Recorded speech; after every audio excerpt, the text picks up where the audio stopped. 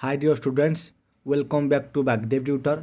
आज ही क्लास रे आमे all things bright and beautiful रे तुम बही क्वेश्चन सब सठिक आंसर को एठार आमे डिस्कसन करवा। तेणु क्लास को स्टार्ट करने पूर्व जो मैंने चैनल को सब्सक्राइब करना से मैंने एवं सब्सक्राइब कर दिंतु। या माध्यम प्रतिदिन क्लास देखिपारे। प्रथम प्रश्न, what does the poet think of all things. ताहले ऑल थिंग्स उपरे अर्थात सब जिनस उपरे कवि कौन चिंता करती। आंसर लिख the poet Cecil Frances Alexander thinks that all things are bright beautiful wise and wonderful. तेबे सेसिल फ्रांसिस अलेक्जेंडर सब जिनस उपरे कौन चिंता करती ना सब जिनस उज्जवल, सब जिनस सुंदर और सब जिनस वाइज अर्थात ज्ञानी और सब जिनस वंडरफुल अर्थात आश्चर्यजनक अटे। Second question, who has made all this things. तेबे यही सबू जिनस को किए तैयारी करिसंती। आंसर लिख God has made all this things. यही सबू जिनस को भगवान तैयारी करिसंती। Third question, what are the little things mentioned in the poem. क्यों लिटिल जिनस गुड़ी को बा क्यों छोट जिनस गुड़ी को यही all things bright and beautiful poem रे दर्शा जाइछि। आंसर लिख the little things mentioned in the poem are little flowers and little birds. छोट छोट पक्षी एवं छोट छोट फूल को यही all things bright and beautiful रे मेंशन करा जाइछि लिटिल थिंग्स भाव में। यहाँ पर 4 नंबर प्रश्न देख, how does the poet describe the beauty of flowers. Poet जो फूलर सौंदर्य को बा सुंदरता को केमिति डिस्क्राइब करिसंती। आंसर लिख the poet describes that the beauty of flowers lies in glowing colours. तेबे पोएट डिस्क्राइब करछंती से छोट छोट फूल को बा फूलर सौंदर्य को डिस्क्राइब करछन जे तांका पाखे कौन अच्छी ग्लोइंग कलर्स रही, जहाद्वारा छोट छोट फूल मैंने बहुत सुंदर देखा जाती। भगवान ग्लोइंग कलर्स देछंती। Each little flower that opens, each little bird that sings, he made their glowing colours, he made their tiny wings. तो बही अच्छी। यहाँ पर देखो next 5 number, how does the poet describe the little birds. Poet little bird को केमिति describe करछंती, छोट छोट पक्षी को केमिति डिस्क्राइब करछंती एठारे कवि। आंसर लिख द पोएट सेज और describes that the little singing birds have been decorated with little wings. एवं पोएट कौन डिस्क्राइब करछंती छोट छोट पक्षी मान को, छोट छोट पक्षी मान को कहछंती जे छोट छोट पक्षी माने गीत गाती एवं सेमानकर छोट छोट डेणा थाए। 6 नंबर प्रश्न देख, how is the mountain described in the poem. All things bright and beautiful रे पर्वत को केमिति डिस्क्राइब करा जायछि। आंसर लिख इन the poem the poet describes the mountain with its head और टॉप लुकिंग पर्पल। एठारे माउंटेन को से वर्णना करछंती जे से माउंटेन रो ऊपर पर्पल कलर देखा जाए। पर्पल कलर माने कौन, ब्लूइश रेड। क्लास रे कही तुमको जे सूर्य अस्त होगा समय पर्वत उपर जो कलर माने रंग देखा जाए ताको कहती माने सूर्य अस्त समय सूर्य रंगटा ब्लूइश रेड देखा जाए। ब्लू प्लस रेड मिक्सिंग होगी ताको कहती पर्पल कलर। बुझिपाइल। तेणु माउंटेन उच्चता उच्च माने उच्च जगटा बा पर्वत उपर पर्पल कलर देखा जाए। तेणु माउंटेन को द पर्पल हेडेड माउंटेन भाव में डिस्क्राइब करा जायछि। Why does it appear so. यह केमिति देखा जाउछि। आंसर लिख द माउंटेन अपियर्स और looks so because of the reflection of the rays of the setting sun. एना कहली तुमको बुझाई पूर्व क्वेश्चन रे जेमिति सूर्य अस्त होगा पर तांकर जो सूर्यंकर जो किरणटी रोचे से किरण गुड़ाक रिफ्लेक्शन होइकी अर्थात प्रतिफलन होइकी एही भली पर्पल कलर देखा जाउछि। 8 नंबर प्रश्न देख, what brightens of the sky. तेबे आकाश को कौन उज्जवल करे। आंसर लिख the sunset and the sunrise brightens of the sky. सूर्य अस्त एवं सूर्योदय आकाश को उज्जवल करे। How does the sky look during the sunset. सूर्यास्त समय आकाश केमिति देखा जाए बा किभली देखा जाए। आंसर लिख the sky looks glowing during the sunset. जितेबाला सनसेट हुए बा सूर्य अस्त हुए ସେତେବେଳେ ଆକାଶ ଗ୍ଲୋଇଂ କଲର୍ ଦେଖାଯାଏ ବା ଗ୍ଲୋଇଂ ଦେଖାଯାଏ ବା ବ୍ରାଇଟ୍ ଦେଖାଯାଏ। Which are the two seasons mentioned in the poem? ତେବେ all things bright and beautiful ରେ କେଉଁ ଦୁଇଟି poem को mention କରାଯାଇଛି? आंसर लिखिब winter and summer are the two seasons mentioned in the poem. winter season एवं summer season को all things bright and beautiful poem रे mention କରାଯାଇଛି। एथर देख 11 नंबर प्रश्न को why does the poet consider the summer sun pleasant?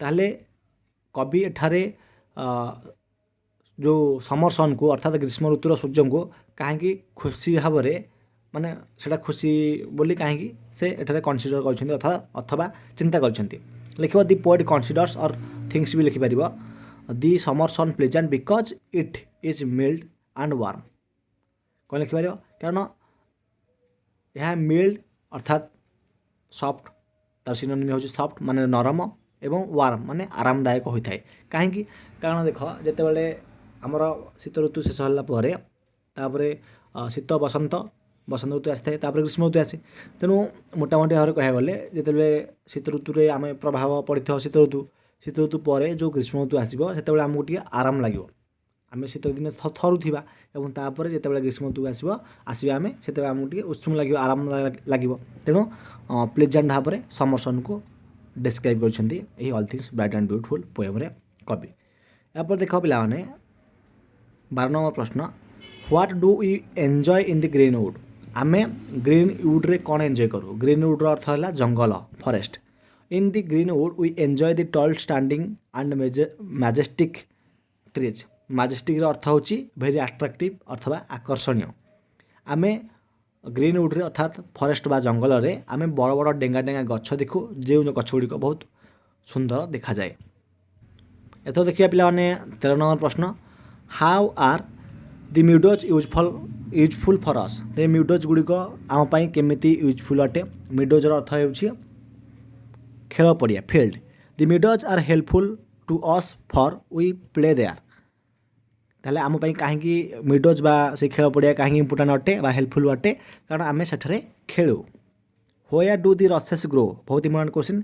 रसेस केउंठारे बढ़ी थाए? Rushes means water side plants. Answer लिख the rushes grow by the water side in ponds lakes rivers etcetera. Answer लिख रसेस गुड़ाक वाटर साइड रे बढ़ी थाए से गछ गुड़िक जमीक पॉन्ड माने पोखरी ह्रद नदी से पाखरे यही गछ गुड़िक रसेस गुड़ाक बढ़ी थाए एवं जो रसेस तुम जानते हो मशीन हाका तैयारी करा जाए। Why do people gather rushes? ताहले लोक माने काहेकि एकाठी हुअंती से रसेस पाखरे बा रसेस को कलेक्ट करिया पई? लिखियो people gather rushes to make mats and baskets from them. Answer लिखियो जे लोक माने से रसेस को नेकी बा कलेक्ट करिकी से माने मशीन तैयारी करंती मैट्स मशीन तैयारी करंती एवं बास्केट मध्य तैयारी करंती कोथरू ए रसेस रु। एना पूर्व में बुझेली ना तुमको 14 नंबर में बुझेल।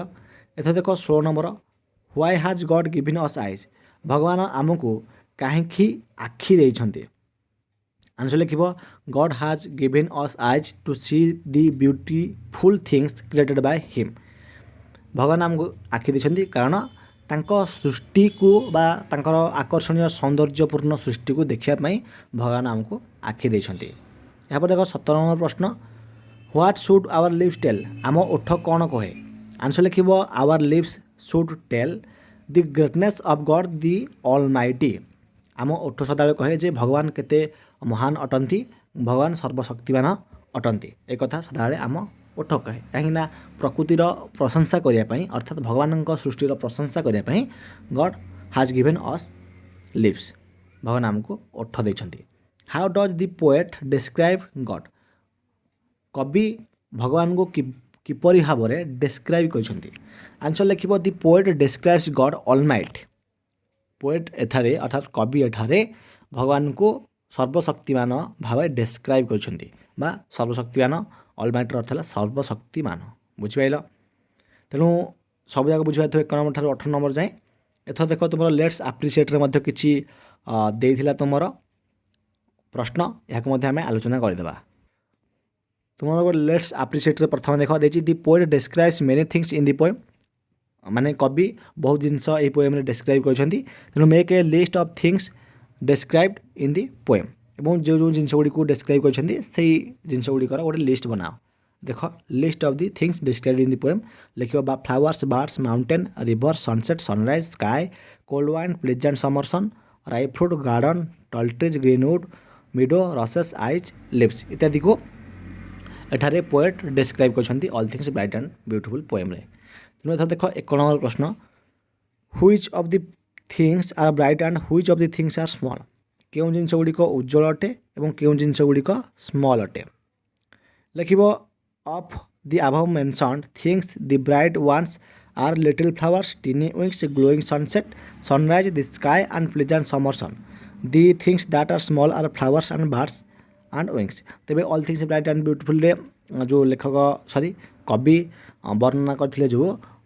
ब्राइट भाव क्या वर्णना करथिले लिखिबो फ्लावर को टीनी विंग्स को ग्लोइंग सनसेट सनराइज स्काई एवं समर सन को ब्राइट भाव से कही एवं बा डिस्क्राइब करथिले एवं स्मॉल भाव फूल एवं बार्ड को डिस्क्राइब करथिले यहाँ पर देख 2 नंबर प्रश्न which are the lines in the poem where the poet expresses his gratitude to God ताले केउं लाइन रे पोएम रो केउं लाइन रे भगवान को अर्थात पोएट भगवान ग्रैटिट्यूड को बा अर्थात माने भगवान ग्रैटिट्यूड को केउं लाइन रे डिस्क्राइब करछंती बा एक्सप्रेस करछंती आंसर लिखिबो the lines in the poem which glorify glorify अर्थ होला कोन गौरवान्वित करुछि दी पोएट्स ग्रैटिट्यूड माने तुम जानछ कृतज्ञता हैला ताको मध्य तार सिनोनिम होछि ग्रेटफुलनेस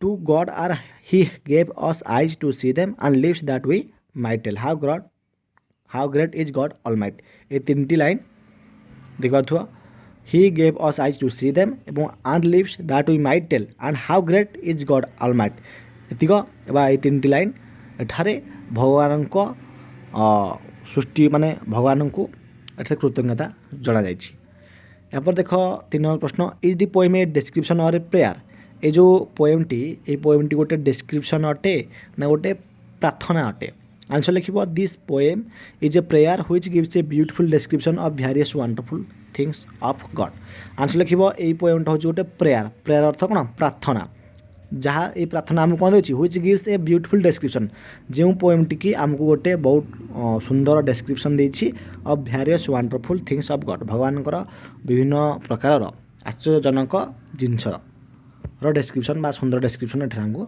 देछि बुझाइल तेणु ये पोएमटी गोटे प्रेयर अटे प्रार्थना यहाँ पर देख 4 number why do you think so तुम्हें कहीं यहाँ पर किसी भाव लिख I think so because it